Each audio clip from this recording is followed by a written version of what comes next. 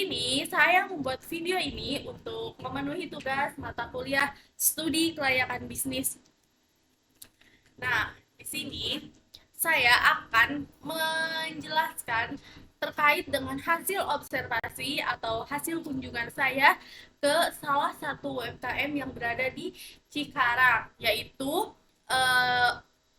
UMKM-nya berjenis coffee shop ya teman-teman semua. Nah, yang bernama Ziva Coffee. Nah, sebelum kita membahas lebih lanjut terkait dengan uh, hasil observasi yang sudah saya lakukan, di sini saya akan menjelaskan beberapa poin atau beberapa hal yang sudah saya dapatkan di hasil observasi terkait dengan kunjungan ini. Nah, jadi mari simak video berikut ini.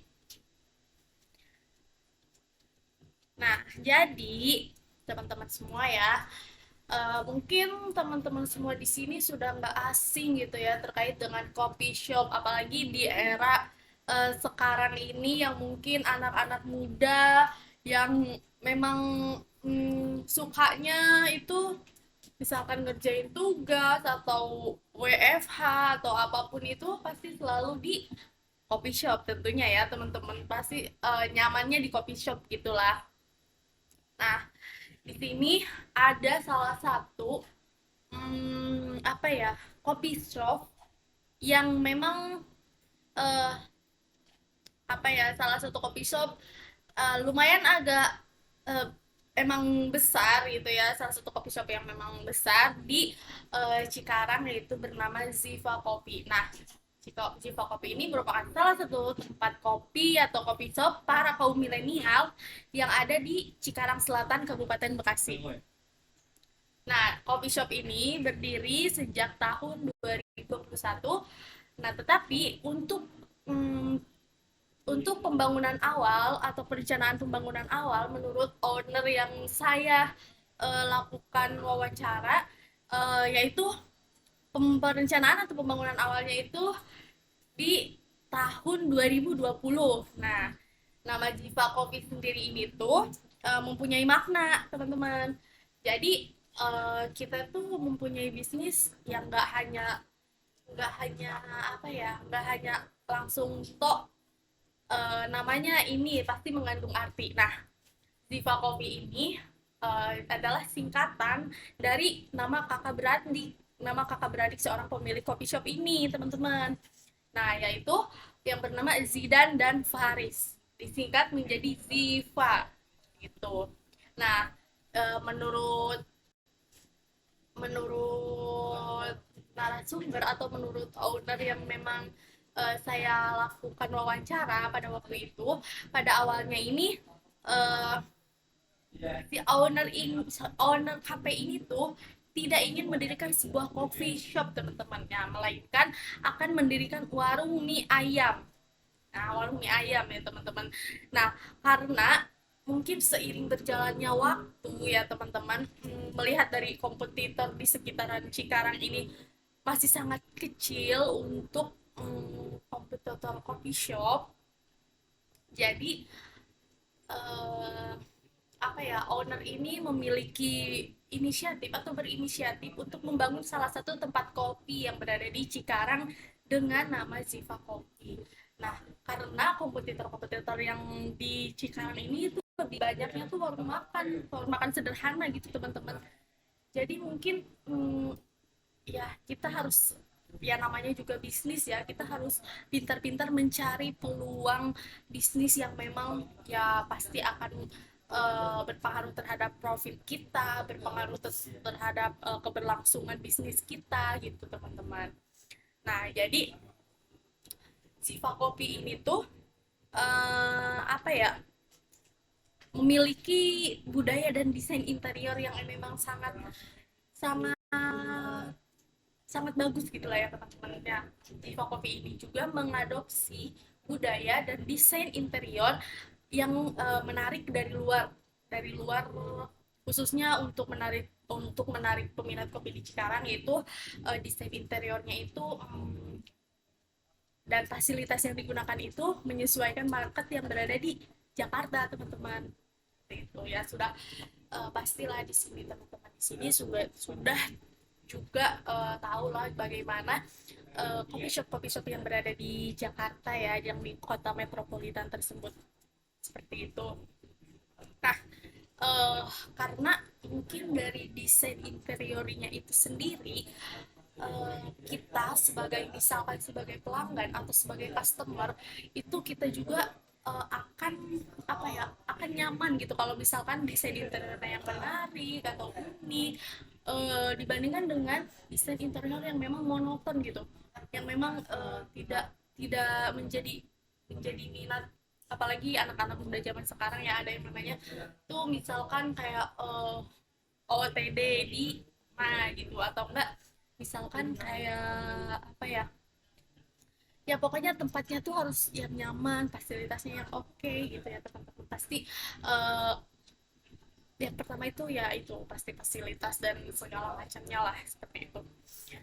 Nah, jadi pelanggan juga tertarik untuk mendatangi coffee shop ini gitu. Nah, awalnya tuh untuk bahan bakunya ya teman-teman, untuk bahan baku dari Siva Coffee ini yaitu digunakan dari jenis kopi Arabica dan Robusta dengan apa ya, dengan pemasok untuk memilih pemasok dari bahan bakunya itu yaitu dari daerah Bandung dan Navigasi Kopi yang merupakan salah satu kopi shop yang berada di Cikarang, seperti itu teman-teman.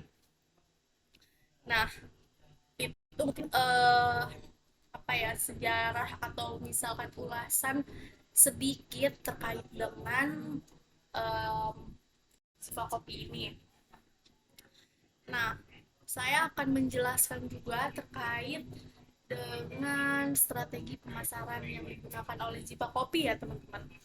Mungkin sedikit kita bahas kali ya, sedikit gitu.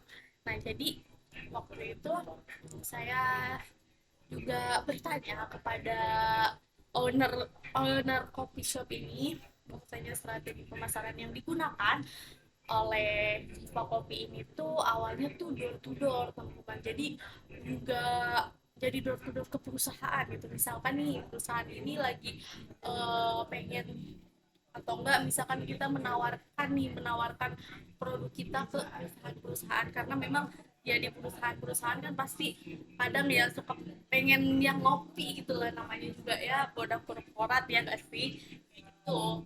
Nah itu ya teman-teman, jadi pemasaran yang dilakukan oleh Ziva Kopi ini tuh pertama kali itu door to door ke perusahaan untuk mengajak kerjasama menawarkan berbagai varian kopi berbentuk literan ya teman-teman, berbentuk literan dan bentuk promosi hanya menggunakan media sosial pada waktu itu. Nah, target pasar pelanggan Ziva Kopi ini tuh yaitu dari kalangan 18 tahun ke atas. Jadi mungkin karena kalau 8 tahun ke atas, berarti 18 tahun ke atas ya generasi Z lah ya teman-teman, pasti pada suka ngopi nongkrong gitu di coffee shop seperti itu.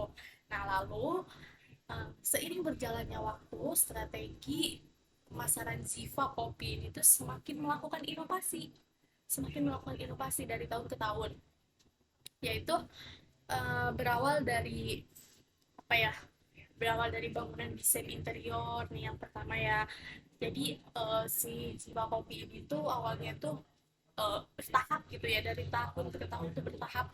Seperti misalkan awalnya kan strategi promosinya dulu nih ke door to door ke perusahaan untuk menawarkan kopi berbentuk literan gitu. Nah, yang kedua dia berinovasi lagi nih buat desain interior yang unik nih, yang apa ya, bangunan desain interior itu yang unik dan yang bentuk produk seperti gelas yang digunakan Jiva Kopi itu dibuat semenarik mungkin gitu loh, seperti itu. Nah terus di sini juga Sini juga Jipa Kopi ini juga menjalin kemitraan dengan bisnis lokal nih ya, seperti ya misalkan event-event yang memang relevan dalam industri kopi. Contohnya misalkan waktu itu pernah ada event di Cikarang itu yang bernama Shalala Fest dan Stand Up. Nah, atau enggak misalkan permainan skateboard gitu. Hal ini juga emang meningkatkan visibilitas merek dan juga menunjang audiens yang lebih luas gitu teman-teman, seperti itu. Nah, tetapi memang terdapat juga kekurangan dari strategi pemasaran yang dilakukan Jiwa Kopi ini, yaitu mungkin kalau misalkan kita melihat dari desain bangunan atau desain interior yang memang ada di Jiwa Kopi ini tuh memang lokasinya strategis di pinggir jalan, tetapi dia itu pinggirnya tuh nggak pinggir jalan banget ya teman-teman, jadi dia tuh agak menjorok ke dalam, jadi mungkin kurang terlihat gitu, kurang terlihat sama misalkan kita customer yang memang di situ, oh ternyata di situ tuh ada coffee shop yang memang menawarkan fasilitas dan cita rasa yang unik gitu, seperti itu. Nah, mungkin hal ini juga agak menyulitkan konsumen ya untuk mengetahui tempat Jiva Kopi itu sendiri, seperti itu teman-teman semua. Nah, tapi mungkin saat ini Jiva Kopi selalu melakukan inovasi lebih lanjut untuk memperbaiki itu semua itu. Nah, bagaimana caranya memperbaiki strategi pemasarannya gitulah. Nah, terus dengan Jiva Kopi ini juga tidak menggunakan platform layanan pesan antar makanan, karena mungkin apa ya, eh, misalkan nih contohnya misalkan ada di ya pesanan antar online seperti itu, Jiva Kopi ini tuh tidak melakukan itu ya teman-teman, karena hal ini dapat mengurangi aksesibilitas produk Jiva Kopi bagi pelanggan yang mengandalkan layanan pesan antar gitu. Jadi misalkan nih terlalu banyak yang memang apa tuh namanya, terlalu banyak misalkan dari misalkan layanan pesan antar atau pesan antar online, jadi mungkin Ziva Kopi ini tuh ya sayang juga ya, desain interiornya yang sudah bagus dan memiliki suasana nyaman dan aman itu di Ziva Kopi ini tuh tidak tersentuh oleh pelanggan gitu. Jadi ya mungkin Ziva Kopi ini tuh tidak menyediakan platform layanan pesan antar makanan gitu, seperti itu teman-teman semua. Mungkin itu sedikit secara garis besar yang sudah saya lakukan terkait dengan kunjungan saya di Siva Coffee. Nah, mungkin saya juga akan menyampaikan uh, ini beberapa aspek dari bisnis ini teman-teman, yaitu seperti aspek sumber daya manusianya. Nah, aspek sumber manusianya di sini tuh mungkin memang ya dalam suatu bisnis itu harus yang pertama itu kita